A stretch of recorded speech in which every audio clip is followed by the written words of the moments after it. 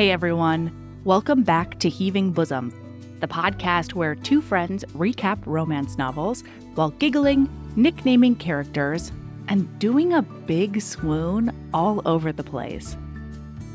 Y'all, I have loved seeing all the St. Vincent merch out in the wild. Thank you for making the soft launch of the Etsy shop such a success. I'm really excited to get more goodies in there for you that are more than just St. Vincent themed.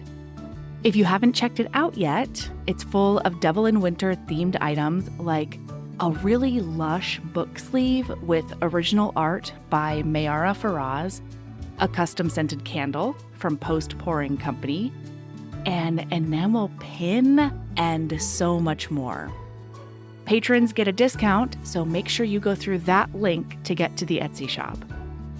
This past week on the private podcast feed, patrons got a smorgasbord of content with Naima Simone and I finishing up our recap of Back in the Groove with Taye Diggs.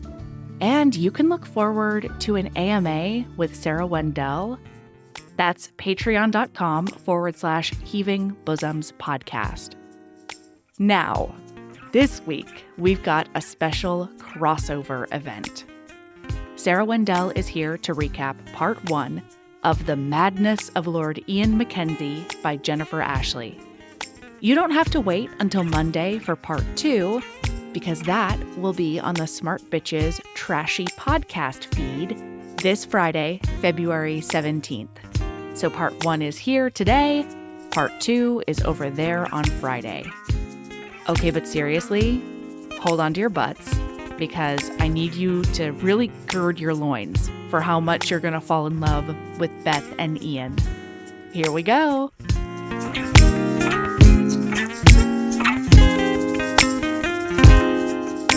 And I am wearing my Stay Golden Horny Girl sweatshirt, because you gotta wear the horny girl gear for podcast recording. Gotta. Yeah.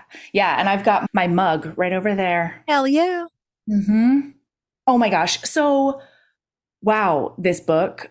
I had so much to do this week, Sarah. Yeah.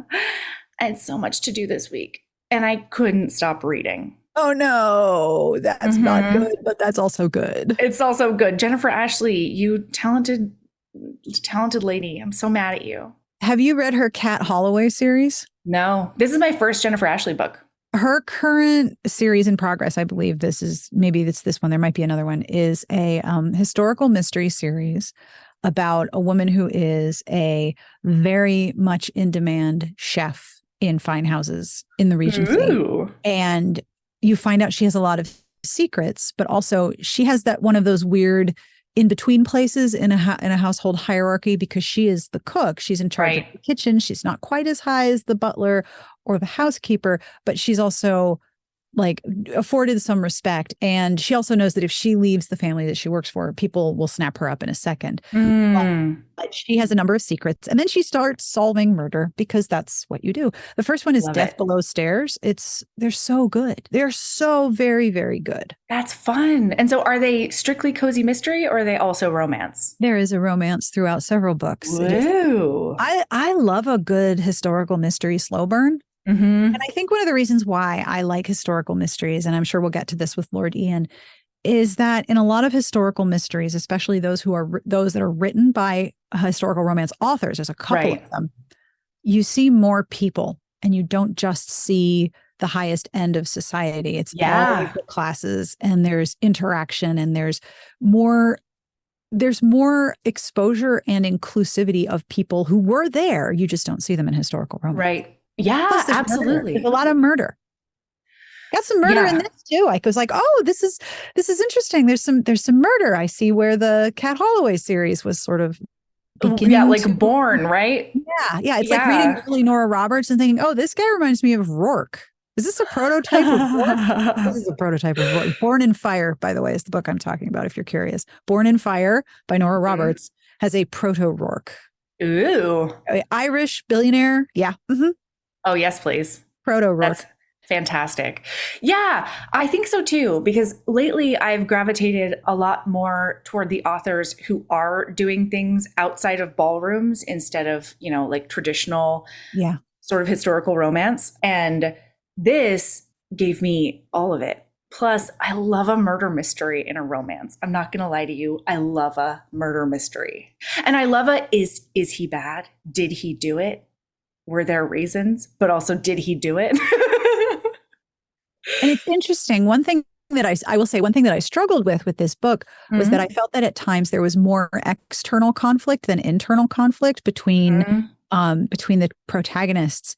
And I'm much more of an internal conflict reader. So the parts of the book where she was like, well, shit, did he like kill a bunch of people? Do I really love a guy who killed a bunch of people? Oh, shit. Like that was incredibly engaging to me. I love that part.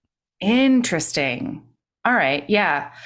I think I might be more of an external conflict kind of reader, because a lot of times when I read internal conflict, I'm like, use your words, even though knowing like in that situation, I would absolutely not use my words. I would do the exact same thing the characters were doing. Yep, I get it. But you can be so mature when looking at it from the outside. And both of these characters are pretty mature.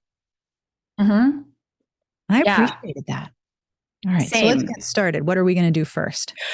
Oh my God. Okay. So we're reading The Madness of Lord Ian MacKenzie. And actually, I have to say that not only was this a 5-star book rec, because they left a 5-star review and then they were like, please read this book. But I also got an email from somebody who was like, please read this book. And People love his book. Yeah. I mean, one of the chief reasons is because the neurodivergence rep, I think, is pretty good. It is pretty good. And one thing I think that is, I have to look up a date, first Google of the podcast. This book was originally published in 2009. So we're talking. The rep is really good then. Exactly. And I was going to say at that time, I remember Courtney Milan started a Lord Ian hashtag on Twitter to talk about this book because it was such very frank and forward and openly neurodivergent rep without being able to use any of those words because those words weren't employed at that point. Right. And so this was just at the time, I think, when socially people were beginning to realize, hold on, autism is more than just middle-class white boys who really like trains. There's a whole different set of neurodivergencies that we're not considering. And this was just right when that conversation was starting to happen publicly, where people are like, hold up, maybe I am neurodivergent. Right. Maybe this applies to me. Maybe there's not something wrong with me. So the fact that this book happened then is kind of extraordinary, but the degree of representation that it held in the context of its time is really amazing. Wow. Yeah. I didn't even think about it. Yep. In that context, because about how you talked about autism and any kind of neurodivergence. Like I didn't even use the word neurodivergence. No, didn't. And at that point, we were still using Asperger's. We were still talking about Asperger's. Yes, you're right. So, wow. But yeah, I really think that one of the things that astounded me about this book was just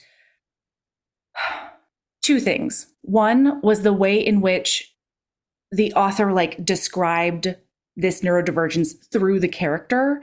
Yes. Ian's point of view. Yeah. And without the words we have now. Yes. And then also just the matter of factness of it all. And yet like matter of factness that she used to display it without being like Pollyanna. Everybody loved it. Everybody understood it. Everything was fine. And he was a high lord and it's okay. Like that's not it. She managed to make it not stigmatized and yet show the stigma all at the same time. Yeah. There was, if anything, there was an astonishing amount of showing and not telling. Yeah. That I appreciated in both the development of the character and the portrayal of the way in which the characters' pasts inform their present and their motivation. But also the way that they were treated in the past informs their present and the way that they treat each other. Yeah, absolutely. And it didn't hurt, Sarah, that per your text message, they're so horny. Melody texted me and was like, Sarah, this book. And I wrote back, they're so horny. They're so horny. So horny. These are the most horny. They're so freaking horny, these two. They are extreme levels of horniness. Yeah. Like both of their bosoms are heaving. There's just lots of Seriously. Right. And I woke up in the middle of the night last night and the thought did cross my mind. I remembered what I texted back to you, which was I'm 30% in and a mess, good goddess. And I was like, oh my God, what kind of mess did she think? Oh my God, did I accidentally text something really inappropriate to Sarah? Like, I'm emotionally a mess.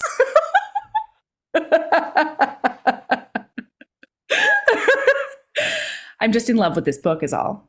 Okay. Fair. So we meet Ian and he is in the middle of a transaction for a porcelain bowl because he's really interested in Ming bowls and like old porcelain.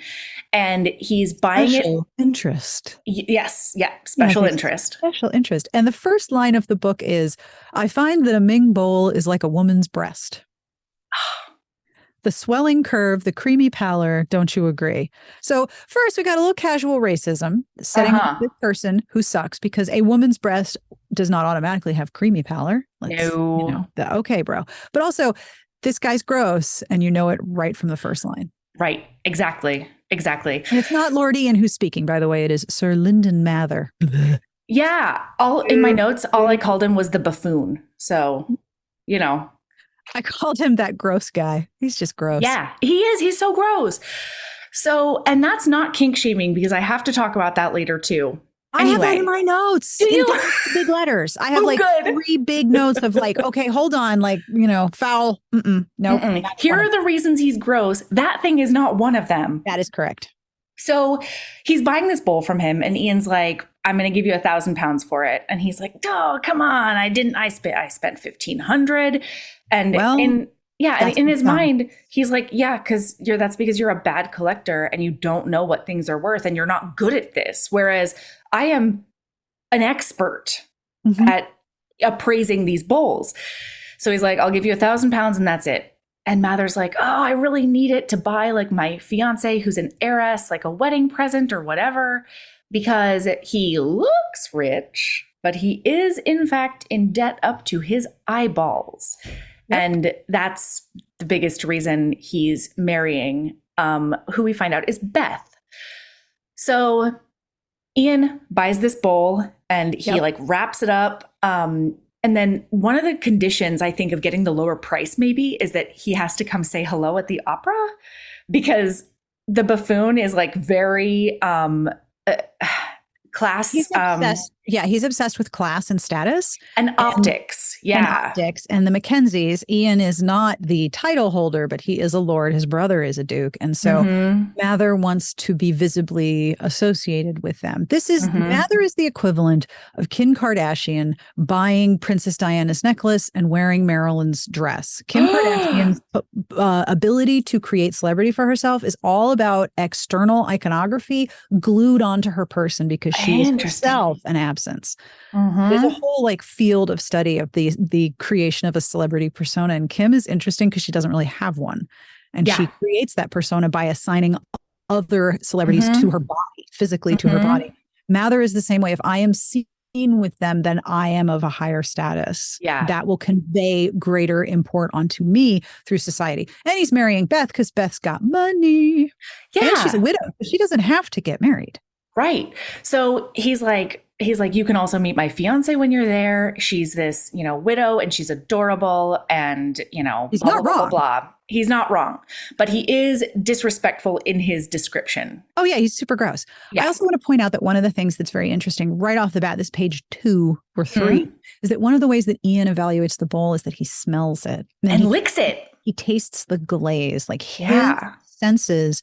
And one of the things I understand about neurodivergence, especially for people who have autism, is that everything is being observed and absorbed at the same time. It's basically sensory overload. And what he's doing is focusing his senses in a way that highlights just the bowl in front of him and enables him to tell whether or not it's a fake. And Mather's like, you just like the bowl. Okay, rich weirdo, but he also talks about him like he's not there because Ian's about to write out a check or something, and the a drip almost of ink really catches his eye, and it's like this circular globule of beauty that he's like, wow, look at it go, and it's about to, and then it dropped. Yep. And Mather's talking about him like he's not there, being like, wow, so he is really mad as a hatter, isn't he? Like, yeah, he says that to Ian's valet, Curry. Yeah. My notes is Google. Yes. Curry is Google. Curry is Google. Why. Curry is TaskRabbit. Curry is whatever you need him to be. It's TaskRabbit. He is. Yep. The entirety of TaskRabbit. But look at the economy of storytelling here. We know that Ian's perspective is different. We know that this person is gross. We know that the valet has a lot of power, not power in that he's going to take advantage of it, but he has a position of extreme importance for Lord Ian. Yes. And this is extremely economic storytelling that gives you a lot by showing. That is one of my favorite things about great writing in romance, is that how much of the emotional landscape of the character can be shown and not told. Yeah. And she does it masterfully all throughout the book, to the point where like sometimes I had to go back and reread because I was like, does that mean more than I thought it did? And sure enough. Yep. Sure enough, it always did. So as they're leaving, he talks to Curry and he's like, Curry, find out everything you can about his fiance. And let me know before the opera. And Curry's like, okay, sir, like I'll totally do that. And he does. Yeah. So now we're at the opera. We're in Mather's box and Beth is being introduced to Ian. She says that at the opera, she's usually the one who actually watches, and Mather will stay. Yeah. She loves music. I have a question. Just a general, you call this ye olde England times. Yes, this is England times. Yeah. England times. How big are these opera houses that every single friggin' character has their own box? How big are we talking? Are we talking like stadium size? Are we talking like half a continent? How does first of all, there's too many dukes, but how do all of them, all of the titled gentlemen in all of the titled families, in all of the historical romances, they all got their own box? They've all got their own box. Listen, I just watched Phantom of the Opera, the movie, for the podcast, and they're big, I think, is the answer to that question. I mean, no, but it's true. Right? It's true. Yeah. Well, and especially like Mather's not. He's not low born, I guess, an England times person would say, but he's not part of like the gentry, at least not the highest classes. That's the one I thought had the box. And also, like, is it like a baseball stadium where you have to like buy it for the year, or is it entitled like land is to a certain family in dukedom or whatever? Is it like a timeshare? Like, do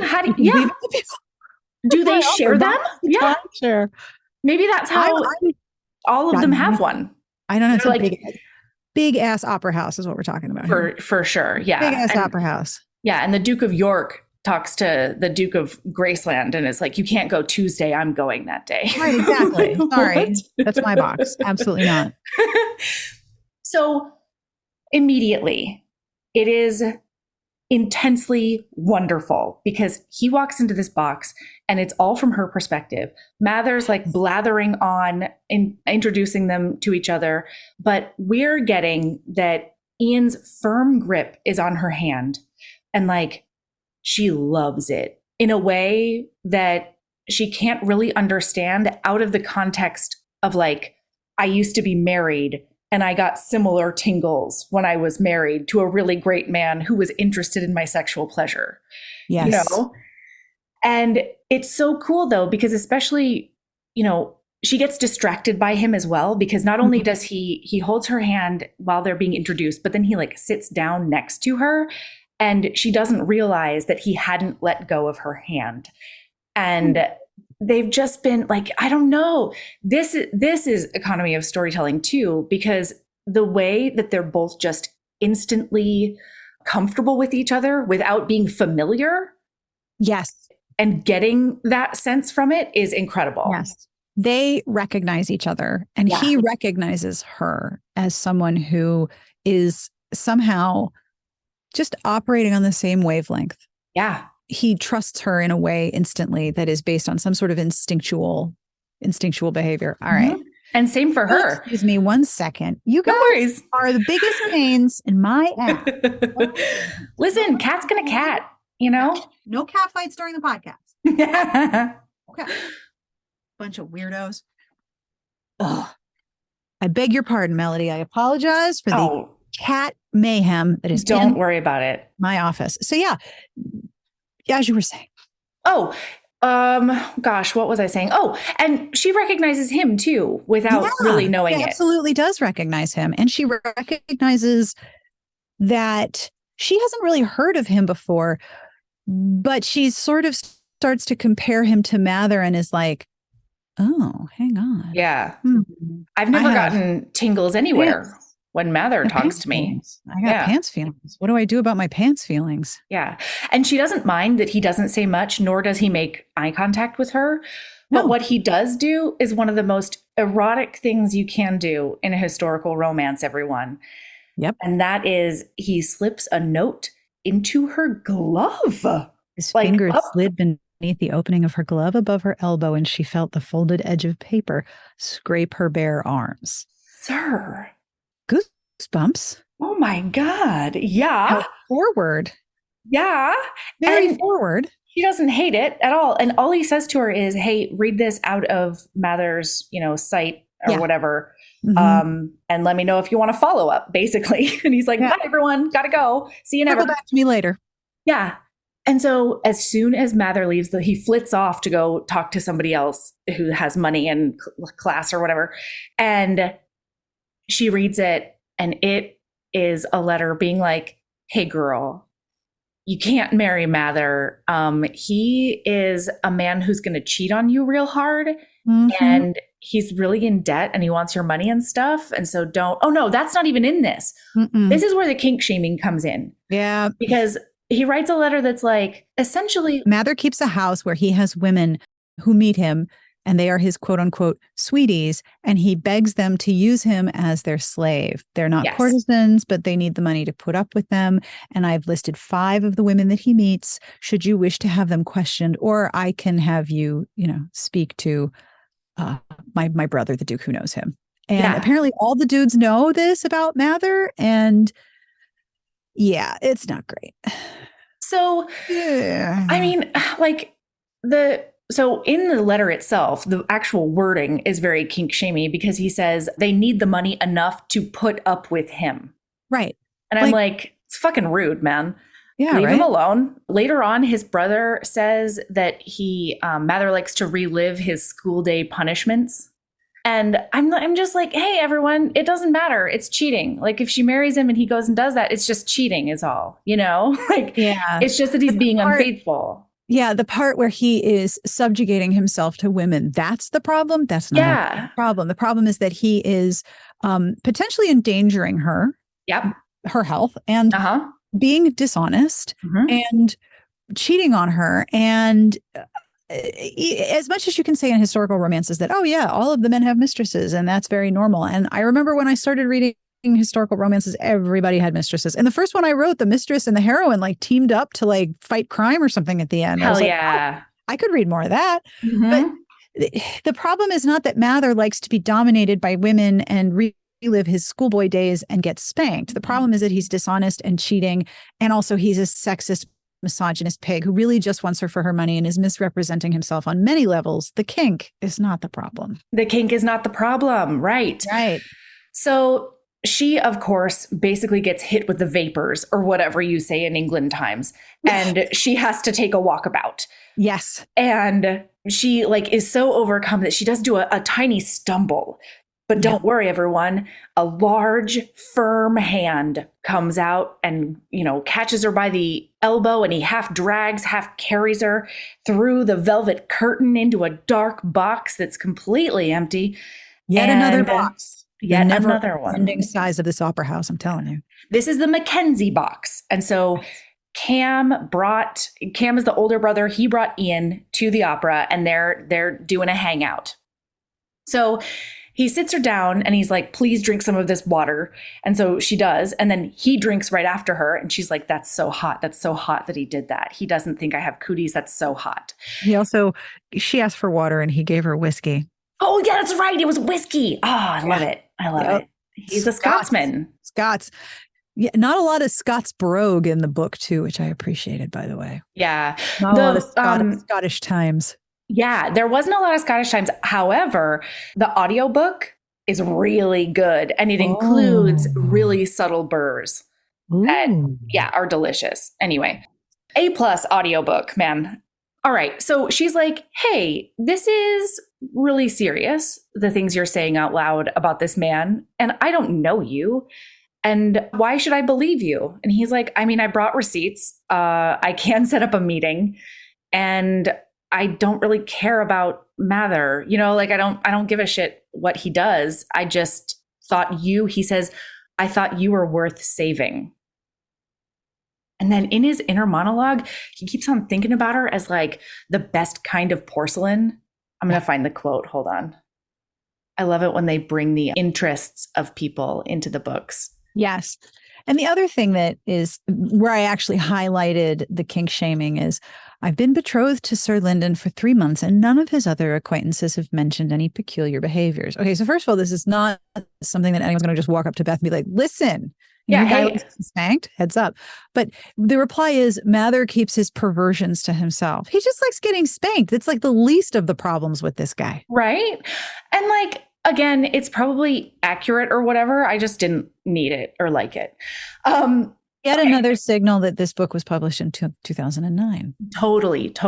Because I don't think that's I would like to think that it's not as common. One thing that reading this book has done is remind me of as I haven't read historical romance in a very long time. Yeah. Reminded me a lot of the things I like about it, and also reminded me a lot of the things that I don't like to run into when I'm reading it. Totally. Yeah. In his inner monologue, he thinks she was like rare porcelain, he thought, delicate beauty with a core of steel. Cheap porcelain crumbled to dust or shattered, but the best pieces survived until they reached the hands of a collector who would care for them properly. Boy, does he want to care for her properly. And so she's like, okay, you've put me into a bit of a pickle with this information. Don't super know what to do. And he says very flatly, you could always marry me. Marry me instead. And this is bananas, you know, because so we didn't tell them how she came into her fortune. So she had been married to a vicar and they had been very poor. And after her husband died, there was nothing there. And you find out later in the book, there's even more layers to her backstory.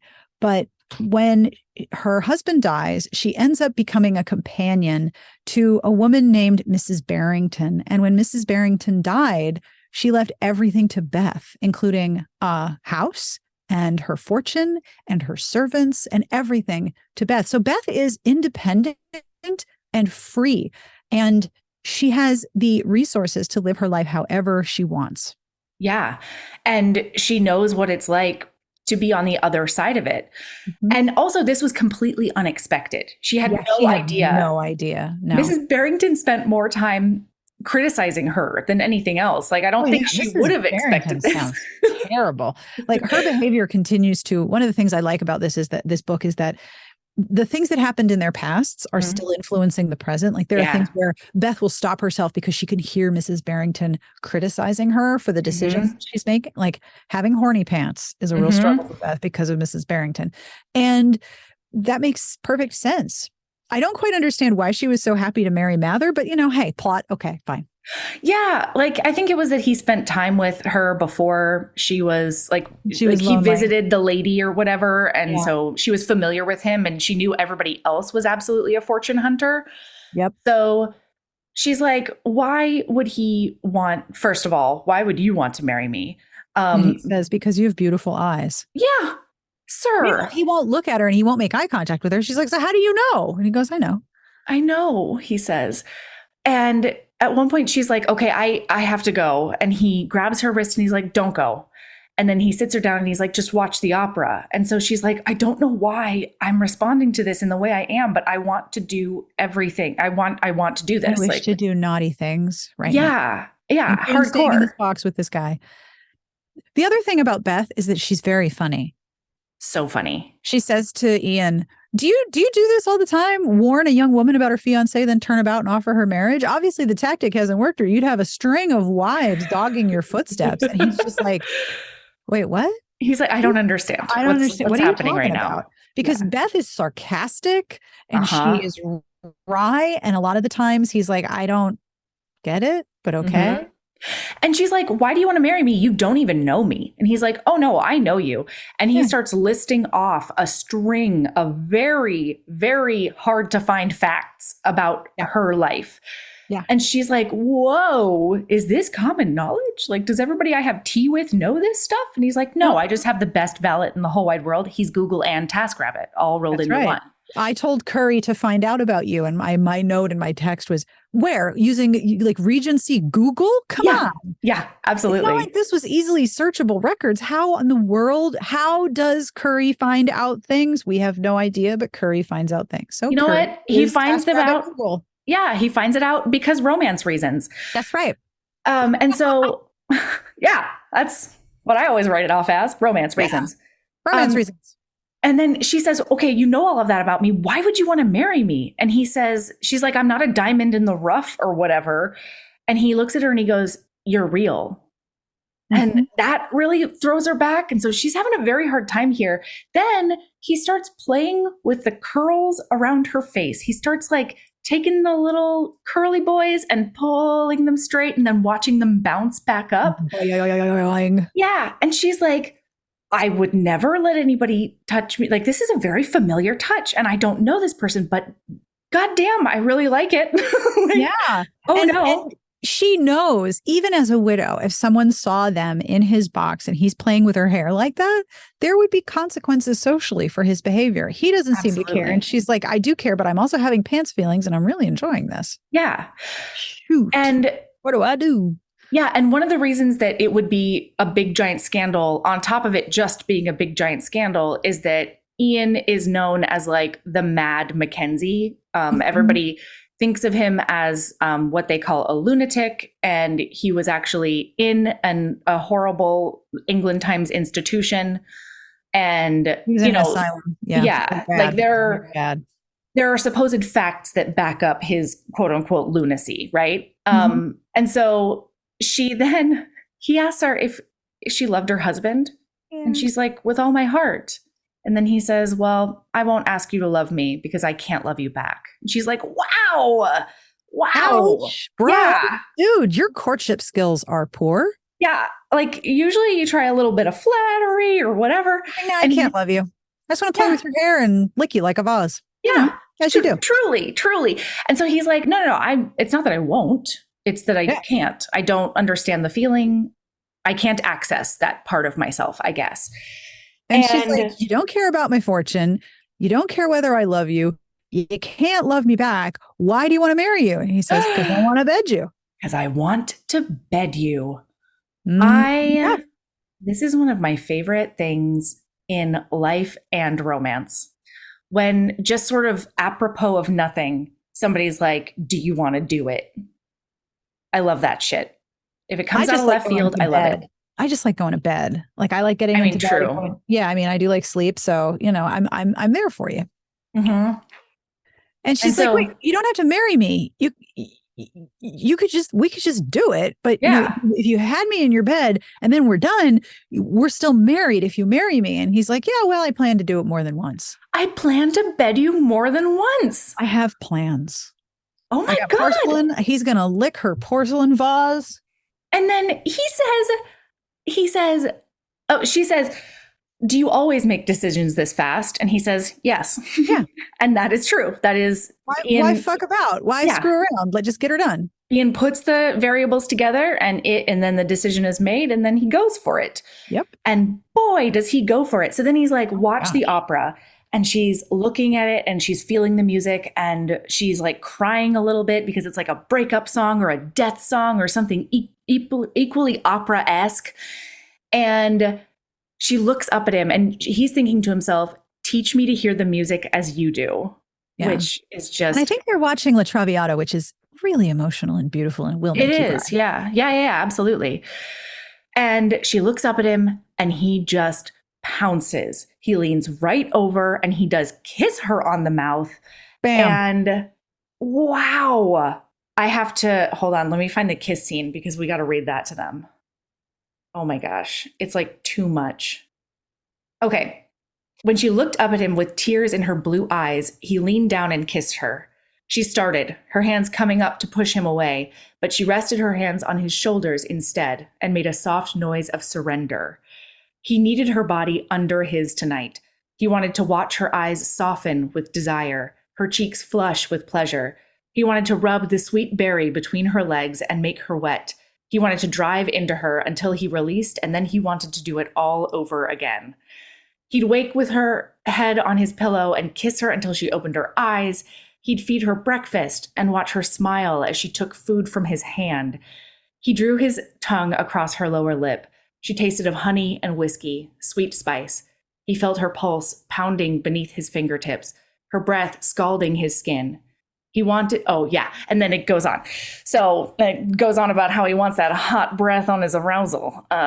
You know what I hadn't seen in a while that I saw in this book was the heroine unironically. Her sweet berry. I hadn't seen that one in a while. The sweet berry was certainly one of them. Sounds like a yogurt chain. Mm-hmm. The one that really jumped out to me was how she called his penis his staff.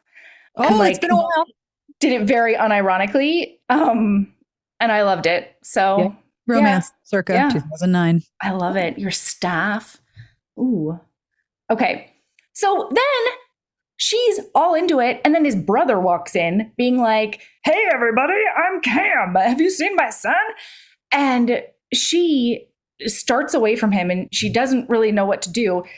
And he's like, "Who are you?" And then Ian says, "That's Mather's fiance." And Cam goes, "If you're Mather's fiance, why are you in here kissing Ian?" And she goes, "I was just asking myself that same question." And Cam looks dead at her and says, "Yeah, you don't want to marry Mather, love. The man's disgusting." And she says, "It seems everyone knows that but me." Which is interesting because Cam's criticisms are that he's slimy. He's desperate to get into the Duke's circle. He thinks that we will like him if he tells us he enjoys reliving his days of schoolboy punishments. You're well rid of him. And I was like, I was with you up to the kink shaming. But okay. Yeah. Yeah. That one was a little bit more borderline just because it seemed like it was almost the boasting about it that was more offensive than like the act itself. But it was all rolled up into a gross burrito anyway. So it really doesn't matter. It was. And, you know, it is one thing to say he is not who he is telling you he is financially, morally, emotionally, like he is lying to you. That's grounds to reconsider your engagement. Absolutely. But yeah, I get it. And I appreciate how they're like, no. Right off the bat, you realize that most of the MacKenzies are extremely low bullshit individuals, which is the type of individual that I very much appreciate. Same. Yes. Yeah. Yeah. Like, no. Just say things out loud to my face. It's so nice. Oh boy. Oh, it's so great. Handle it. Just tell me who I should avoid. And she had no idea that this guy was deceiving her. Right. And so she's like, "All right, I gotta go." And he's like, "Don't go again." And then she's like, "No, I'm going to get a hansom cab and I'm going to go." And he's like, "Not alone, not with a hansom cab." And she says, she thinks about how he like held her curls. It was like possessive and proprietary or protective, either one. They mean two different things, but you know, whatever. Yes. This is the other thing that I flagged as things I don't miss when reading historical romance. She says, I'll have the porter fetch me a hansom cab. And he's like, "No, not a hansom cab."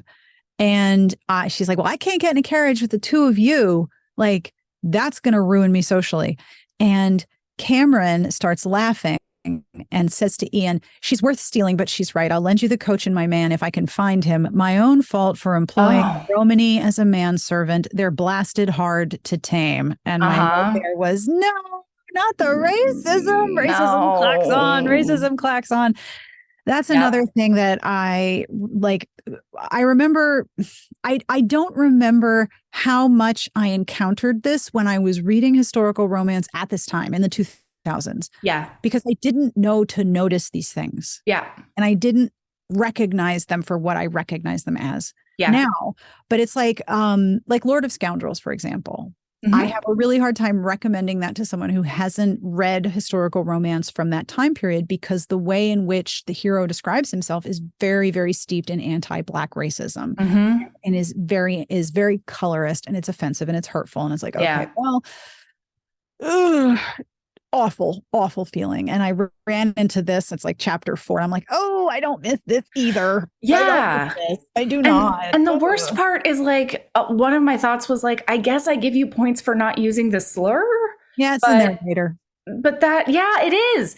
But I was like, the bar has to be higher than that, you know? I mean, what's next? Like, you should check with Mather's banker, but don't go if he's Jewish, because he won't be like, what's next on the list of low hanging fruit of stereotype bullshit. So yeah, that was the other thing where I was like, oh, foul, bad, berg. And absolutely. I think it's important to say, hey, not good, because someone walking into this, like, that could punch them square on their most tender bruises, and that's not okay. It's just not okay generally. So, and we can do better. Like, now that we know, we will do better. God damn it. Is anyway really the goal. So moving on, she leaves, and Beth reaches up.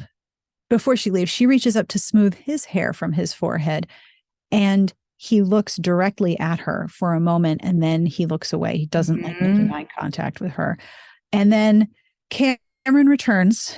He has found his manservant, and Beth, leaves. But Cam looks at him like, it looks at them, the pair of them, in shock, because he's like, oh my God, she's touching you and you're okay for it. Yeah.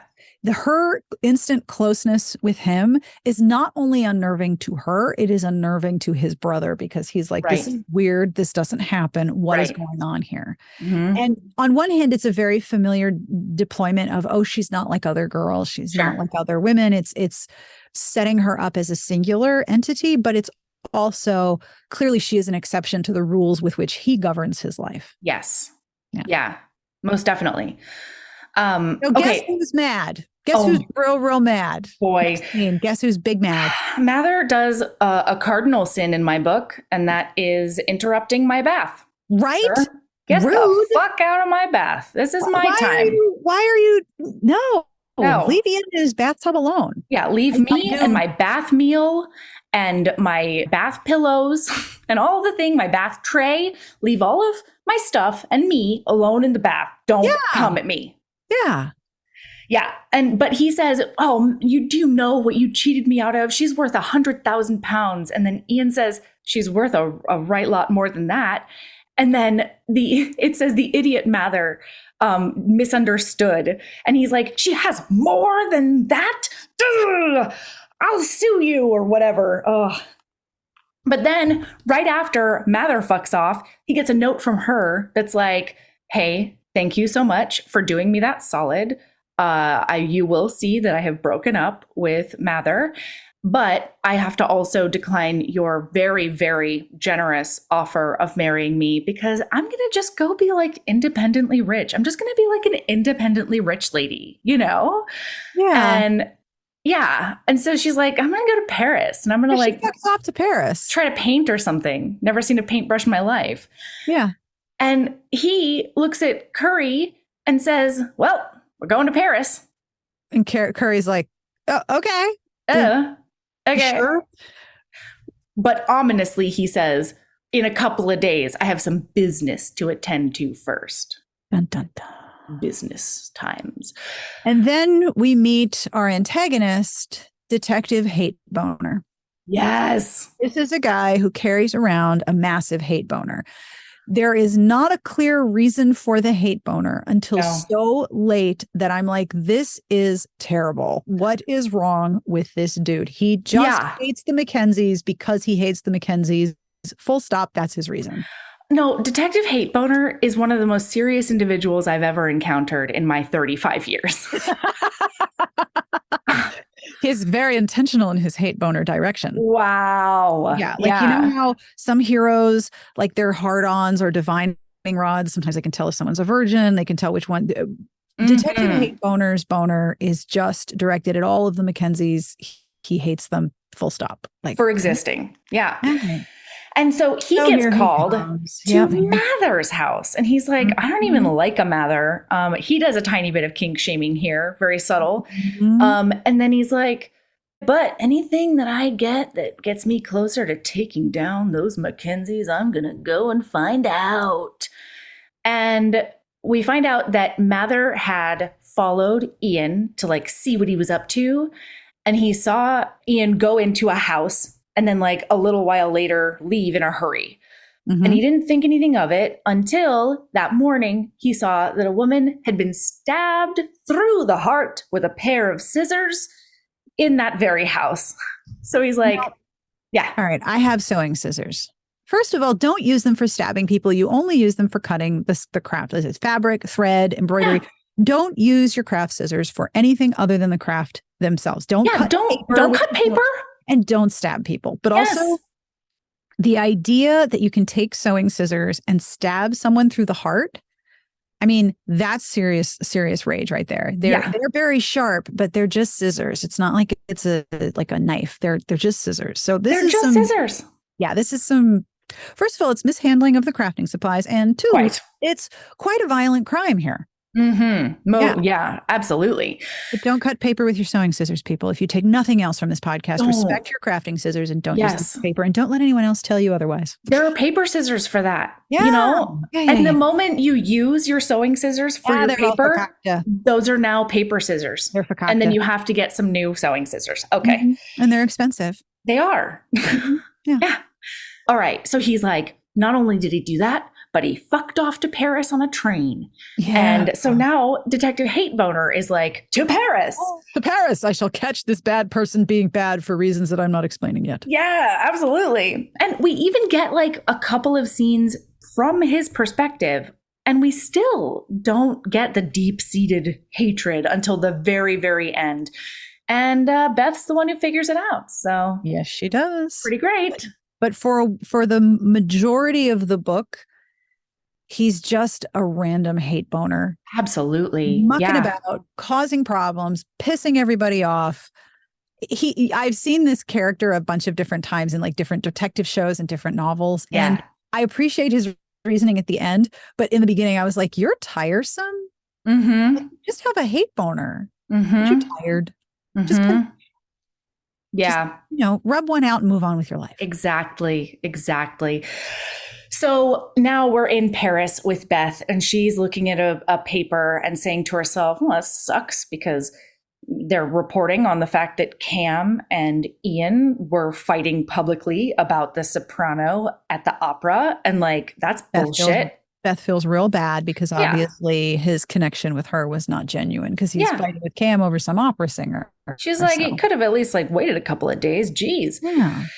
And then, I know that feeling, right? When you think, oh, we really had a connection. Oh, it's just me. All right. Yeah. Well, she's in Paris. Yeah. So she goes painting on a hill, and she does very randomly meet Mac, Ian's brother. Yep. And that's fantastic romance reasons. And he's like, let me fix your pencil hold or whatever. And she's like, oh, well, I actually just met and I'm acquainted with Ian. And he's like, you're friends with Ian? And she's like, yeah, we just met and like chatted for a while or whatever. And Mac's like, that's all right. I'm going to give you drawing lessons is what I'm going to do, because what the fuck? How are you friends with Ian? Mm-hmm. And then he stands her up for said drawing lesson the next day. But one of the ladies who had been looking on at their conversation the day before, who is just gorgeous. Everyone's noticing this woman. Yeah. She's just exquisite. Yeah. On like a beautiful level and like a sensual level too. Yeah. Well, her name is Isabella, and she's like, Mac's a loose cannon. Good luck with him. I'm not surprised he stood you up. Yeah. And within a couple of... Paris is just populated with sequel bait in this series, apparently. Yes. You know how like when you're playing a video game and then you go to a new neighborhood and there's all these NPCs that you need to interact with to start your quest? That's what Paris is in this book. You show up and it's just sequel bait all the way down. It is. Yeah. And it worked on me. It worked on me, Melody. Mm-hmm. So we find out like through a couple of weird comebacks from Isabella that she is in fact Mac's estranged wife. Dun, dun, dun. Yeah. And at that point, Beth is like, oh girl, no. I am not at all interested in hopping on Max D. Nope. I'm actually friends with Ian. And then she's immediately like, friends with Ian, huh? These are not words that anyone puts together except for Beth, and she hasn't quite caught on that this is weird. Yeah. Okay, we're acquaintances. He did me a kindness. Ian did a really? What? Interesting. Next, you'll tell me that he flew around. With wings. Isabella is so shocked that she demands Beth move in with her. As you do. So not only is Paris replete with sequel bait, but it's also a really good roommate. It's like a Craigslist message board for finding great roommates. Yeah, seriously. Oh my God, it's so good. So then Ian arrives and he starts talking to Mac about Beth. And he's like, yeah, she's great. I did propose to her and she did turn me down hard. Yeah. And Mac's like, what the fuck is happening? Like, also, you can't just do that willy-nilly because our oldest brother, the Duke Hart, will be so mad at you and he will beat you up and down the Scottish countrysides or whatever. Yeah. He'll be hella pissed if you just marry some rando. Yeah, she was mad at me when I married Isabella that night on a whim. And it hasn't worked out very well for them. It hasn't. They have a bit of estrangement, and estrangement is from the ancient Greek estrango, meaning also sequel bait. Yes, thank you for that very scholarly explanation. I made it all up. Don't tell your secrets. I won't. Okay, so then he's like, I'm still going to marry her. Yeah. And Mac's like, okay, how do you plan on doing that? She did turn you down. And he goes, I plan on using persuasion. And Mac cannot stop maniacally laughing at that. And it's very cute. Persuasion? You're just gonna darling, fall around? What are you gonna do? Come on. My guy. You've never been settled a day in your life, Ian. And I can understand that as a person who's also never been settled a day in her life. Okay. So now Beth is writing a letter or something equally England timesy alone in her room. Yeah. And then she hears the beautiful chords of Chopin coming from downstairs. Yep. So she follows the music because boy, does Beth love a music. And who is at Isabella's polished piano but Ian MacKenzie? And she's like, oh, wow, that was beautiful. Wow. Hello. And she's like, I bet your teachers were really impressed with, how you learned that. Because he says he learned it. He heard it once and then played it. Yeah. And he goes, actually, I did get beat up by my dad. He said that I was lying or I was unnatural. And either way, he was going to teach me never to do it again. And she's like, oh my God, this went to a place very early. Oh, yeah. What's happening right now? But she feels an extraordinary amount of empathy for him at the same time. This isn't a red flag for her. This is just comfort. This is just being comfortable talking with somebody about super serious shit. Yeah. And it's significant levels of abuse that he's talking about. Yeah. Yeah. She's really picturing him as a boy and how confused he must have been. And trying to reconcile that with the adult who is in front of her, who has what she thinks of as a truly miraculous talent to hear a piece of music and then play it perfectly right now. Yeah. So he plays something else and she gets a little misty-eyed because it reminds her of her good times with Thomas, her husband who died. And he looks up and he goes, oh no, you don't like it. And she says, no, I love it. It's beautiful. But I do wonder if you could play something happier. And he says, I don't know whether something is happy or sad. I just know the notes. Yeah. I don't have any emotional connection to any of this. Right. I don't understand how that's possible. Yeah. And so, but I love her because she's not like, wow, we should put you on a petri dish and figure out what's going on. She's just like, right. Oh, okay, I'll find you a happier song. Hold on. Hang on. BRB. And there's actually a phenomenon that's discussed right now about how some people react to music where it gives them goosebumps. It makes your scalp tingle. Yeah. You have a physical response to music, and some people just do not. And it's not a question of whether you are on or off an autistic spectrum. Some people just don't react with their nervous systems to the sound of the music. And she clearly does, and he clearly does not. Mm-hmm. But she treats his differences matter of factly. Yeah. Which I think for him is very surprising. Refreshing. Yeah. Like, okay, well, let's try this. So she picks Gilbert and Sullivan. Wow. She picks a modern major general. As you do. And she knows all the words. It's like, this is the equivalent of being like in the 90s and trying to impress a boy by knowing all the words to It's the End of the World as We Know It by REM. It's like that kind of like, oh, okay. Yeah. Yeah. All right. Interesting choices are being made. It's incredible. And so she puts the music in front of him and he's like, oh, I can't read music. I just have to hear it. So if you play it for me, I can play it for you. Yeah. And so that forces her to sit down next to him on the piano bench. And her arm keeps on touching on his hard torso.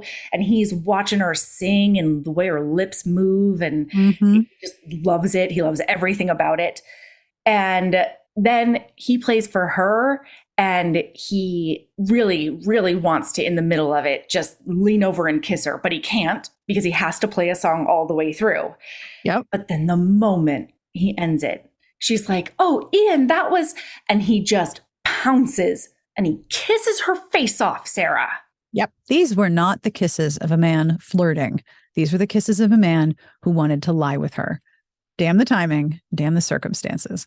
This is a guy who is not interested in small talk or social niceties or any kind of performance conversation. He's like, no, Bonetown. Yeah, he's making his intentions very clear, and I loved it. And it's a good contrast for Beth to Mather, who was deceiving her. Ian's like, I'm totally into you, and I would really like to go to Bonetown with you, and I would be very happy to marry you to make that happen because I plan to go there more than once. It's going to be a frequent trip. Yeah. And it's very, very different. And she has dealt with so much deceit in her life and just injustice that she's like, wow, somebody being very honest with me and telling me I'm desirable and kissing my face off. Okay. Sure. Interesting. It's fantastic. So they make out for many, many pages. Wow. Many pages. He pulls her onto his lap. She goes and like touches on his dick a little bit. And he's oh no, she reaches down and he's like, do you want to touch it? And she's like, yes, I do in fact want to touch it. And she keeps on saying things like, we should stop. And he's like, why? But like, why? This is great. Like, why would you stop? What's going on? Why would you do that? And she says, well, I can just hear Mrs. whoever the fuck being like, ladies don't do that. Or she was always correcting me. And he said, well, that's weird. Why would she want to change you? And he says, you're perfect the way you are. And then she's like, wow, I think you might be like the most flattering person in the whole wide world that I've ever met. And he says, I state truths. You're perfect as you are. I want to see you bare, and I wish to kiss your cunny. Ian, goodness gracious. This is an audio production, but my reaction to that was blink, blink. Uh-huh. Oh. No, absolutely. Okay. Like, wow. Okay. So, yeah, and then Isabella walks in, God damn it. And Jesus. And bless her heart, she leaves again. Yeah, she's just like, oh, sorry to interrupt. Bye. Yeah, beg your pardon. And leaves. And so then Ian's like, I want to see you again. And she's like, yup, you can do that. And then he kisses her and he leaves. And it's the most abrupt happening that's ever happened to her. And it's fantastic. She's very, very sad and very cold. Yeah. Meanwhile, Isabella is like, oh, you and Ian, that's so lovely. I'm so glad. And she's going out and Beth is staying in because she doesn't want to go out and do things with people. And she just wanted to write in her journal and fantasize about Ian MacKenzie, which means she wants to rub one out.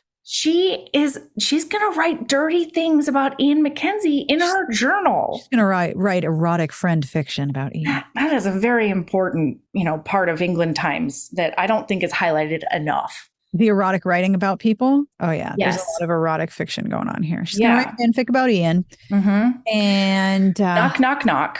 Yep. Detective Hate Boner is here. How is this good? Okay. Yeah. There's romance reasons. There's a lot of romance reasons jumping ahead of plot in this book, which I was like, oh, all right, I'll just go along with it. Yeah, we got a lot of plot to cover, so okay. Yeah, I'm along for the ride. Yeah, right. He shows up and is like, "Hey, I'm from Scotland Yard, And I want to know how long you've known Lord Ian. Mm-hmm. And she's like, what? Why? That's none of your business. What the fuck? Exactly. This is not your business. And he said, yeah, well, I know that you spoke to him here. And she's like, why are you watching me? What is wrong with you, you Yeah. Jesus. And so this guy, Detective Inspector Hate Boner, is like, no, I've come to warn you about Ian. You need to be warned about him. And he's just being ominous, like, you are mixing in the wrong company. It could be your downfall. You mark my words. And she's like, oh my God, just talk, you weirdo. What is your damn problem? And I want to go to bed and you're annoying. Mm-hmm. And he tells her about the murder and says that, well, Ian was seen there. And also, apparently, he also knows about her family, that Beth's father allegedly said he was a French Viscount and he was not. And apparently this is whatever Curry sources, apparently Hate Boner has them too. Because he's like, yeah, your dad's not who he says he was. So I can ruin you. You have to do what I say. And you have to be suspicious. That's the crazy thing, because he starts by being like, I know you want to be a friend to justice, don't you? Like, you want to be on the right side of the whole thing. So I need you to be a spy. And she's like, no, hard passing on that one. I'm absolutely not going to be a spy for you. That's bonkers. Shit, bro. What's wrong with you? Yeah. And so then he's like, well, then I'll try to threaten you with the fact that your dad was not, in fact, a Viscount. And she's like, I don't give a shit. I am independently wealthy and they are stuffy. I don't care. I'm not going to betray people that have been very kind to me. That's ridiculous. And I don't know you. You just showed up here to be weird. So fuck off. Right? Yeah. So, however, boy, does Lord Ian come to the door. And he goes from 0 to, I will strangle you. He actually accosts this Detective Inspector Hate Boner. And he's like, you stay away from her. You don't get near her. Like, no, I told you to stay away from us. And like all this stuff. So clearly there is a capital H history here. And finally, she's just like, I need you to leave and you have to go. And he's like, all right, well, think about what I said. Yeah. And that is the first time you see, or that Beth sees and that the characters see, that Ian does have great reservoirs of anger. Yes. When he gets mad, he's real mad. But I also think that when he gets horny, he's really horny. So this is all of his emotions tend to go from 0 to 10. Right. Absolutely. Yep. So then Ian's like, well, he ruined everything now. Yep. I wanted to, like, not only did I want to keep her away from all of this bad business so that it doesn't like hurt her or soil her, he says, but now she's seen me get pretty mad. And like, that's not attractive. I know that for a fact because people have told me before. And she's like, Ian, hello. I feel like you think that Detective Hate Boner has put me off you. And he, in fact, absolutely has not. So if you want to like continue being friends, and Ian's like, friends?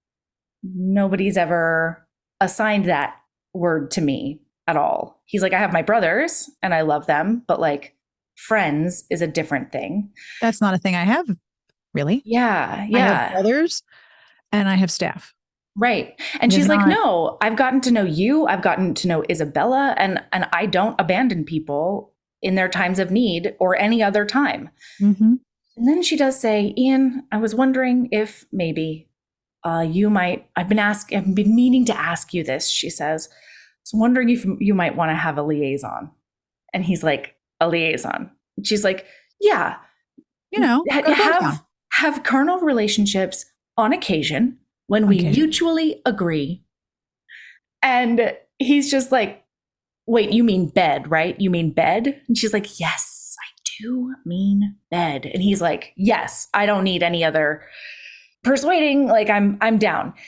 And she's like, oh my God, I'm so glad that you didn't like run away in disgust. And he's thinking to himself, what is she talking about? She's gorgeous and she's interesting and she's got the prettiest eyes I've ever seen. And she's great. Who would do that? And then he says, it starts now. Oh my goodness. And she's like, oh, okay. Like, did not expect that, but sure. What do you want to do? And he just tells her to unbutton her bodice until like right below her collarbone. Yep. And she says, that's it? And he's like, yep, for now. He says, for now. Oh my God, the tension. And then he does start kissing up on her neck. Yep. And she's like, whoa, what are you doing? And he goes, does he say I'm going to practice giving love bites here? Or like, I'm giving you a love bite? What are you doing? And he says, I'm giving you a love bite. And she's like, what? And then he just gives her a big ol' hickey. He gives her a hickey to end all hickeys. Like, ouch, dude. Did I tell you my infant brother gave me a hickey once? Oh, no. Yeah. Oh, no. That's not good. Mm-hmm. I was holding him illegally in the car. I was holding him. It's fine. We were napping. And when I woke up, he had like tried to latch on to the inside of my arm somehow. Yeah. And he had given me this tiny nursing baby hickey that was ridiculous. Oh, it was very cute, but that also is very cute. Ridiculous. This is not what Ian does. Ian just gives her a big, big, big ol' hickey. And like uses his teeth too, and he loves it. And then he says, your turn. You can practice giving love bites on me. Yep. And he's so turned on by this, but that he nearly quotes spills his seed. Haven't read that in a while either. I know. Yep. She says later on that she does take his seed into her mouth. Yeah. And then she says that out loud to him because she's quote unquote practicing body talk. Yes. It's so cute. They're so horny. Horn dogs. These people are so horny, and there's a murder to solve. I mean, we have some issues at play in this book. Not to mention his past and trauma, but they're horn dogs throughout it. Yeah. They're just super, super into each other's pants. And this like love bite scene goes on for pages. Like they are just going to horny town. Yeah. And it's all like most of it is just in their mind. Like all they're doing is, giving each other hickeys on their necks. Yeah. And then that's it. Like, don't get me wrong. That can, give you some tingles in places that are very serious. But yeah, the way that she just like wrings every detail out of every single physical scene, even if it's really minute, is just incredible, honestly. It's really something, isn't it? Yeah. So then it's like a week and she doesn't see him at all. And then she's at a ball and she's like, I might see Ian there. I don't know. And then she gets past a note, probably on one of those silver trays. As happens in these times. And it says, need to see you urgently. Top of the house, first door, Ian. And she's like, oh my God, something has gone down. So she races upstairs and opens the door and comes in, and he's just like looking at his pocket watch or something. And he says, close the door. We don't have a lot of time. She's like, okay. She closes the door and she's like, what's going on, Ian? What's going on? And he just kisses her up real good. And she's like, wait, I'm sorry. Did you bring me all the way up here to kiss me? And he's like, yeah, to keep our thing going. We're doing that thing where we have carnal relations on agreed upon times. Yeah, you said we were having a liaison, and I know that there's approximately 27 and a half minutes before someone will notice that you're no longer downstairs. So that's how long I have to do things that I wish to do. Come on up, shut the door. And she's so cute because she goes, well, there's not a bed here. He's very task-oriented, is Ian. I love it. I love it. Very focused on her pleasure and going to Bone Town. Yeah. So when she says there's not a bed here, he laughs softly for the first time she's ever heard it. And then he says, you haven't had a lot of liaisons before, have you? And she's like, nope, this is in fact my first one. First one. And so he pulls up her skirts, listener. Yeah. And he does a cunnilingus on her to end all cunnilinguses. Yep. Cunnilingi. Cunnilingus-ing. And also, he says, he pulls up her skirt and he's like, of course. And he's like, oh, dreaded under things. Like, there's just too much business down here and like, he's right. The layer of clothing and the disrobing and all of the layers she has underneath is part of like the building of the tension. And he is just like, there are too many clothes. I wish to lick the porcelain. That's right. That's right. He's got to lick that vase. That's right. So boy, she starts crying in the middle of her orgasm. And he's like, oh, wait, did I hurt you? And she's like, no, I just never thought I would feel that again. I thought maybe I would never orgasm again is what I thought. And like, damn. Later on in the next sexy scene, he's like, oh my God, I don't think she's ever masturbated. Yeah. Remember? Like, wow. Yeah. And she writes her erotic fiction. She writes erotic fanfic, but she doesn't fulfill herself. No. My word. Golly gracious. Oh my goodness. Yeah. All right. So then he says, well, would you like to experience that again? She's like, yes. And so he does go down on her again. Yep. She clearly has a very high shot limit. If she doesn't have a shot limit at all, I wouldn't be surprised. There's no like, wait, time out, too sensitive. She's like, nope, head right down into the valley. Thank you very much. Yeah, where it's back to back over here is what we're doing. Yep. So then she's like randomly walking through Hyde Park or somewhere else that's equally outdoorsy and England Times and upper class. And well, they're in Paris. It's Tuileries. Oh, that's right. I'm sorry. Tuileries, I think is how it is, but I could be wrong. Correct my French. Please feel free. And the inspector comes up to her and he's like, would you like to become Mrs. Detective Inspector Hate Boner? What the hell is wrong with these people? I swear to God. Like, really? Proposing marriage is the only solution you've got? Like, did everyone just get like 3 improv cards and it's either lick vagina, propose marriage, get mad? Like, what is the improv directive in this book? My God. Anyway. It's so good. And she's like, what are you talking about? And he's like, I can protect you if you're Mrs. Detective Inspector Hate Boner. And she's like, no, that's not going to happen. Come on now. And he starts alluding to the rest of the MacKenzie wives and how it always ends in misery or tragedy. And then he starts telling her big secrets about how Hart's wife died in childbirth and Cam's wife, I think, had some postpartum psychosis where she did some attacks and then she did kill herself. Yeah. Woof. And then Isabella is like, she left. Yeah, him. she was a promising debutante and then she's been ruined by Mac. So you know how there are obsessive hate communities online? Like, I have heard of them. Yeah. So there's like communities devoted to hating Meghan Markle. There are communities devoted to hating people. Amber Heard has a hate community. And it's like, okay, listen, you're fans. If you're going to obsessively know about somebody, you're a fan. You could think you hate them, but you are a fan. Hate Boner is totally a rabid stan of the MacKenzie family. Oh my God. He is just such a hardcore boner having fan. Like, he is high grade obsessed with these people. And it is so weird. Yeah.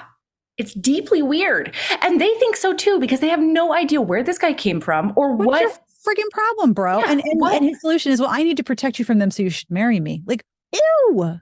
No. What? Jesus. At least tell them what made your hate boner so engorged, God, dial it back, bro. You need to calm down. Well, he makes the mistake of grabbing her elbow while he's trying to entice her into marrying him.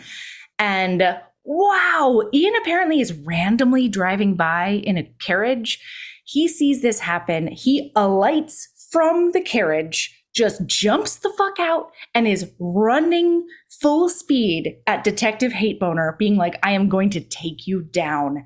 Leave her alone or I'll kill you. And wow. Hate Boner decides that the best possible response is, I'm trying to save her from you, you filth. You filth. Okay, Love boys, children, children, stop. You gotta take a chill pill. Y'all.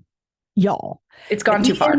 Ian has lost control of his ability to restrain himself, and Mac is running after them, and Curry Google TaskRabbit is running after them, and they're trying to restrain him. And all of this is happening in front of Beth, and they are just screaming at each other. And And And his face is purple. his face is purple, and Fellows is like, I'll have you swinging from the hangman before you know where you are. I'll destroy you. I'll put my heel in your brother's face when he begs me for mercy. Like, Yeah. bro, you're a fan. Fellows is not helping the situation at No. all. And Mac's like, fuck off. Like, just go. You're like, we're trying to calm him down for you, and you're inflaming the whole thing. And he's just like, no, I love it. I love everything about it. And then finally, Beth's like, no, seriously, though, fuck off. We got to go. And so finally, Mac and Curry get his attention. Mac, it's so sweet. Mac, maybe it's Cam. No, it's Mac. He grabs him by the face and he's like, look at me. Look me in the eyes. Look me in the eyes. And Ian's trying not to. And he's like, his breaths are just heaving. And then he finally makes eye contact. And it's like all of the tension in his body just drains out. Yeah. And he says, okay, we're okay. You're going to go back to the carriage. I think he kisses him on the forehead. Yeah. It's so sweet. And he's like, go back to the carriage. And without a backward glance, Ian just walks back to the carriage. He just goes. And then Mac's like, you got to go home. Don't be outside anymore today, please. Yeah. And Ian says, I've lost her, haven't I? And Mac says, you never had her, Ian. Oh. But the reason that I found that so powerful, other than the fact that it's incredibly powerful on its own, is that from her perspective, walking away, she's like, okay, he just did this thing. He just went into this really, really intense rage over me, trying to protect me. But now it's like he's forgotten I exist. Yeah. Like he doesn't look back. I keep on thinking he'll look back, and not at all. And so she's like, I think he doesn't care about me at all. Meanwhile, his response is, I've lost her, haven't I? She's not going to want to be with me, having seen me lose my cool like that. Yeah. But he's wrong, everyone. He's super wrong. He's super wrong. Beth goes to Mac for those drawing lessons that he'd promised her. And there's, additional sequel bait. This is where you get the G slur. Because Mac is described as having a red kerchief tied over his head. Again, racism clacks on. And there's a model posing there who is absolutely a poop spoon. She is just trying to stir shit. She is trying to cause trouble. And she's like afraid of his staff, and she's an asshole, and she's demanding, and she's really just trying to, cause problems. Yeah, she's just trying to get attention. Yeah, she's trying to get attention. So Beth is there for lessons. No, she's not. No. She says his studio is like different than I thought. And then he's over by the window, Ian is. And then she looks over and she's like, your hotel said you came here, so I came here. Yeah. And everybody and Mac is the best because he's just like, everybody out. Come on, we're going downstairs. We're out. Yeah, goodbye. Please excuse us. We all need to go. Yeah. Forgive me. Ian, I thought initially that she was going there for lessons, but no, she's just following Ian. Yeah. She's just trying to make it right with Ian because he is looking out the window stoically and he won't even look at her. And she brings him a present. She brings him a present and an apology. Yeah. She says, I should have just told the detective inspector hate boner to fuck off immediately, but I was curious and I wanted to know secrets about your family. And so I kept him around too long, and then you freaked out because he was touching me. And so it's my fault, and I'm really, really sorry. I'm desperately sorry that I was getting into business that's not mine. And then she's like, I brought you a present. It's a lapel pin, and it is engraved on the inside. To Ian in friendship. B. Oh! And Ian cannot handle it just as much as I cannot handle it. Nope. No. He's astounded. Does not understand the turn of events at all. Does not understand what's happening here. He's like, I was a monster in front of you, but you're apologizing to me. Yeah. I don't understand, but I'll take it. And he says to her, but you saw. Oh. You saw me like that. Yeah. And she's like, yeah. But she also knew she wasn't afraid that Ian would hurt her. She knew that he would not hurt her, that he did actually want to hurt Detective Inspector Hate Boner, because Detective Inspector Hate Boner kind of had it coming. Kind of was gross. Yeah. I mean, he is so obsessive. What other message is going to get through to him other than having his face pounded for a little bit? Right. So, yeah, she says, I wasn't afraid he'd hurt me. I was afraid that he'd hurt himself or get arrested. Like, that's all. And she knows that because her dad used to get into drunk rages where he would use his fists in ways that were not safe for her. Yeah. And she knows the difference. She can, yes, exactly. She can tell the difference between undirected rage and specified rage. And she knows that he was not going to hurt her. And Ian then tells her, I don't want you to lie for me.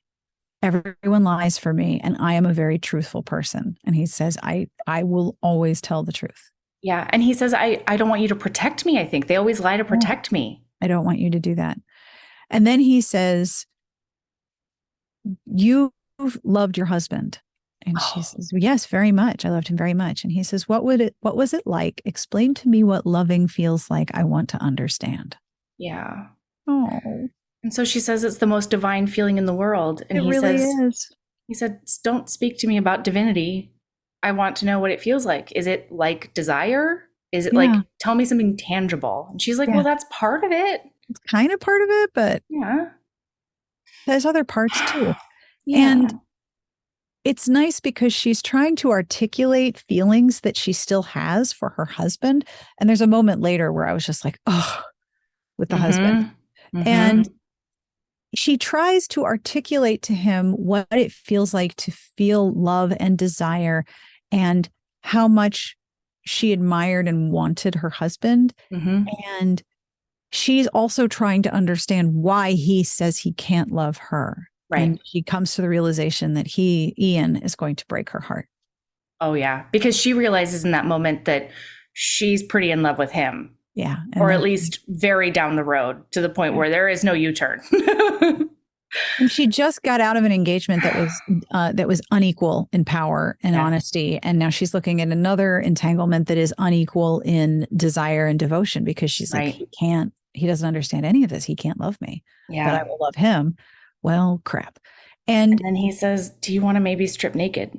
Yeah. You want to get naked? You want to get naked and, I don't know, ride my thigh? We're alone here. My brother took care of getting everyone out of here. Yeah. And I love her. I love Beth because it's not like, oh, it's improper. It's like, no, somebody could walk in. And he's like, no, they definitely won't. No, my brother would never allow that to happen. No. Let's have some sexy time. Yeah. So they have some ye olde sexy times. And again, peels her clothing off and his arousal throbs. And there's lacy tantalets, silk garments, and pages and pages of description. When these two get horny times, the horny times are on the page. So if you've been reading a lot of contemporary romance and you're like, where did all the sex go? It's all in this book. It's here. That's where it is. They dropped it in here. Yes, it's here. Yeah. They lost track of it. It did end up in this book. Yeah. It's a time travel thing. Don't think too hard. Just all the sexy is in here. There's to the point that the next time it goes straight into her just writing a journal about the next 4 times they have a liaison, including but not limited to her very first BJ, and it's in a carriage. BJ in the carriage. If you had that on your historical romance bingo card, and you should. Check.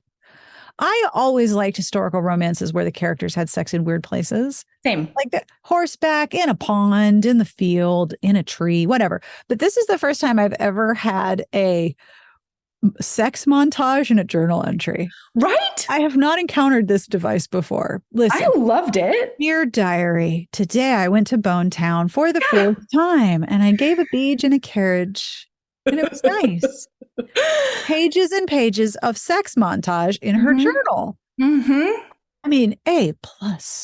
Serious A+. It was great work. I mean, it's very lovely. And she just writes all the details. Oh, yeah. She writes like a romance author. There's round firmness of his balls, y'all. Yeah.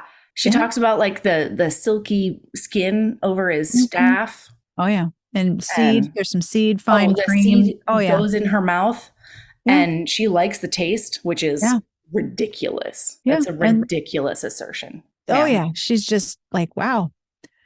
And that's like, a solid several pages of sexy times montage in the journal. It's incredible. Oh, well done. Like, what a shortcut and what a delight.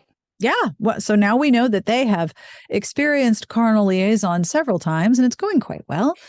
And they haven't done penetration. They haven't done P and V penetration. There is no P and V. There's lots of other things. And it's cute because she's like, I do wonder when we'll do that. Yeah. That's exciting. There's sustained sexual tension between two people who are seriously horny for each other. And super open to go into Bone Town, both of them. On any available surface. It's amazing. Yeah. It's kind of amazing. Yeah. So then we get like a cutscene of Hart the Duke being very ominously ominous and finding out via a pamphlet maybe that Ian's dating a lady. Yeah, there's a gossip rag in the newspaper, and he finds out that Ian is allegedly having a liaison with Mrs. A, and he's like, what? Yeah. And his valet is like, well, he's very rich, and she might be an heiress, but maybe she wants more money. Mm-hmm. And then he vows to separate them. Bum, bum, bum. Okay, so now we have family hate boner to go along with Detective Inspector hate boner. And it's like, my goodness, everyone just calm down. Honestly, I thought that was actually pretty balanced as far as like a writing device is concerned, because Ian was getting all the hate up until now. Yep. And everybody else was like, she's a miracle. And then the oldest brother's like, no, she has ulterior motives and she's terrible. Yep. Okay, so now they do go to a gambling hall. Oh, yeah. There are a lot of snap judgments in this book. Oh, yes. There's a lot of superficial judgments that are undone in this book, which I appreciate. But yeah, Hart is set up from the very start as a tiresome, grumpy old brute of temper. So like, bro, whatever. But yes, gambling hall. They go to a gambling hall. And a den of iniquity. Ooh. And so Isabella and it's the three of them, Beth and then Ian, go together. And Ian like shows her how to play roulette. He's like, no, put it over here because the odds are best over here. And she wins some money. And she's like so excited. And he thinks that, just her mirth and excitement are so attractive, even if he can't really like access the feeling. And then he runs into an old pal from the asylum. Because he was sent there because he's gay. And his dad was trying to correct it when there's nothing wrong. I hate it. I hate it a lot.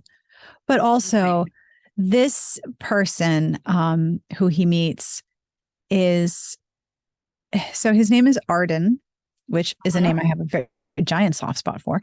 And Arden has a man with him whose name is Graves. And Graves doesn't want anyone near Arden, doesn't want to talk to anybody. Everyone is suspicious. He is not here for this social bullshit conversation. So yet again, you have this ferocious person protecting a very vulnerable person. Yep. Yeah. Yep. Yeah. And so basically he's like, you saved my life. I adore you. Anything you ever need ever, like just look me up. We're living in the countryside or whatever. Yeah. And she gets him to tell her how he saved his life. And it's basically that he took a bunch of really, really awful punishments as like treatment in the asylum for his gayness. Yeah. Because he knew that Arden wasn't strong enough to sustain the torture. There's ice water, there's electricity. It's very, very bad. And Ian knew that Arden wouldn't be physically strong enough because he was frail and the treatments might have killed him. And so he told the asylum staff that the thing that they had caught Arden with was actually his. And he took the punishments for him. And Arden says, no, you saved my life. I will do anything to help you. Yeah. And then it's cool because she looks over and this sort of like mismatched pair almost. She's like, I've never seen two men in love. And it's like beautiful. Oh. Wow. She's like, oh, okay. Yeah. This big giant burly one who's very mad. And then this really, really sweet one who's tiny. So, and then 1,000 KJ Charles books were born. Ah, indeed. So then all hell breaks loose because there is a raid. Guess who shows up? Fucking Fellows, man. Fucking Fellows. Detective Inspector Hate Boner is not there on official business. No. This is a personal trip. The Scotland Yard has told him to leave them the fuck alone. He is going after them on his own. So clearly he has some resources where he has nothing to do but follow Ian around and screw up his day. So he leads a raid on the Den of Iniquity, and they all go running out. And then this was wild. I did not expect this to end up where it does. Yeah. Fellows chases them, and Ian grabs Beth and runs. And Beth's like, wait. What about Isabella? And he's like, no, Mac will take care of her. Yeah, Mac's here. They don't talk to each other. They don't speak to each other. They don't even go to the same places. He's going to make sure she's okay. So let's go. So she's running around. She's in a red taffeta dress. Now it's raining, so the dress is ruined. And they go hauling ass to some, like, it's not quite a hotel. It's a pension. It's like you can rent a room. Yeah. And so they run in to this place, and they throw down a pile of gold coins. Yeah. And they're like, give us a room. And they're like, okay. So no worries. Go up to the room, and well, it's time for Danger Sexy Times. It is. First, it's time for Stop Being So Cold bath. Yes, they have to warm up. Yeah, and they've been running through the rain from the police. It is obviously time to go to Bone Town. So they have hot bath, sexy times, and then they have the penetration scene. They do. He was too big. It says so big. It says in the book he was too big. It's been 9 years since a man had entered her, and she was too tight, and she couldn't take it. And so I had to be careful. I have to say that as a sign of substitute virginity, because historical romances are big on the virginity, I could see what that was, but I still appreciated it. Pseudo virginity. Okay. Yep. Check. Business. It also, between that and this is my first liaison. Yeah. Yeah. Pseudo virginity. Yeah. Also, the friction burned on her petals too long, untouched. Fire that made her want her open her legs wide. Okay. Petals. I don't know that I've ever encountered that before. I have not encountered unfurled petals that are burning. No. I kind of like it. All right. It's imaginative. So, deeper, faster, good, wicked petals. Yeah. And it's good sex. All right. Oh, yeah. Good sex happens. Oh, pages and pages of sex. Pages of sex. But this is when Ian finally realizes he said he wants to marry her before, but now he's like, I want this. I want her smiles. I want her jokes that I don't understand. I want everything now. It's not just, I want marriage to protect her or marriage to bed her. I want it all. Yeah. And the sweet bear doesn't know that that's love. Yeah. Aww. Darling, you did it. It happened. But she has no idea. So they go to sleep, they wake up, they bone some more probably. They go to sleep. He catches her up on what the drama is between Isabella and Mac, because there's some drama there and she's not fully informed. But you gotta drop the seeds of sequel bait so that they will flower in the next book. So that I can be Hansel and Gretel and my tummy can get very full as I sequel my face off. The whole series. You got many books. Enjoy. So then turns out talkie.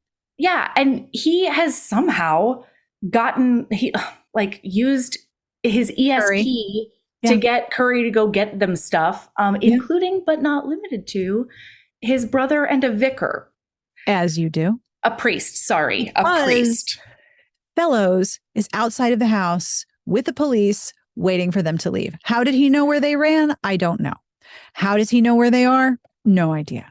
How does Ian tell Curry Google TaskRabbit to get his brother and a vicar? We have no idea. No idea. It's all romance reasons, and I rolled with it so hard. Yep. Ooh, it was the smoothest ride. Yep. One thing, though, I didn't realize. I didn't know that it was illegal to have unmarried sex in Paris times. What is that? That can't be real, right? Is it like how sodomy is technically illegal in a lot of the states in the United States, but we don't enforce it? Listen, I don't know. Yeah. But that's what Fellows is there to arrest them for, is that they're not married and they are boning hard. Yep. So listener, there's only one solution, you see? Yeah, there's only one option to get them out of this pickle. Yeah, it's not go out the back door. Certainly not. No. Go up to the roof and jump across a couple buildings, go down another stair and run one. No. No, he's like, I don't want Catwoman. I want Beth. Yeah. So we are going to get married and then walk out the front door with our heads held high. Fuck you, fellows. And she's like, Ian, this is what? I told you I don't want to get married. And he's like, yeah, but like now it's a really good idea. Yeah, he can't arrest you if we spent the night here and we're married. He can't arrest you, and he can't arrest me. And we're stuck in this building until we get married, because otherwise we're going to go to jail for having sex. And I love Beth so much, because it's just like every single time they've gone to a further part of Sexy Town, because she's like, no, we should stop. No, I can't get married. All right, let's get married. I guess you're right.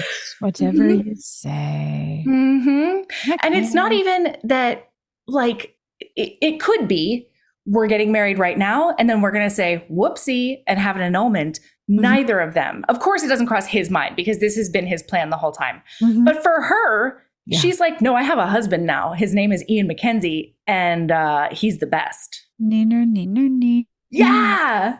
Yep. Oh, it's delicious. So they do. They say, catch my farts to Dr. Fellows. Nope. To Detective Inspector Hate Boner. Yep. And they say, bye. Mm-hmm. Now, do you want to stop here and split the episode because they've gotten married?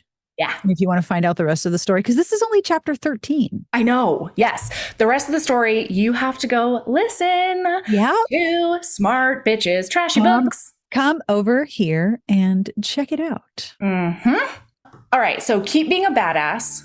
Yeah. And love yourselves as much as you love Detective Inspector Hate Boner. It's so good. Love yourself as much as Hate Boner hates the MacKenzies. And also, I would advise that you write erotic fiction whenever you wish. Yes. Catch yourself up on your own sexual escapades by writing them down as they've happened in your journal. Yeah, that's great stuff. Yeah.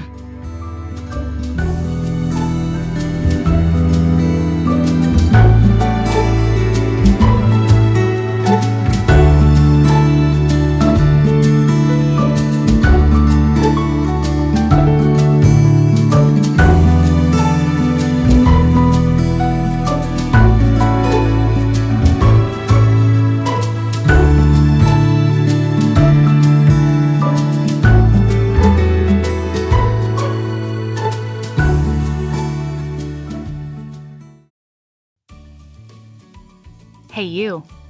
Yes, listener, you. Are you loving the show? If so, please leave a rating and review in your podcast app. The 90 seconds you take to say something nice not only helps new people find the show, but it makes me super smile over at HBHQ. Also, I've had a few people ask, and the answer is yes.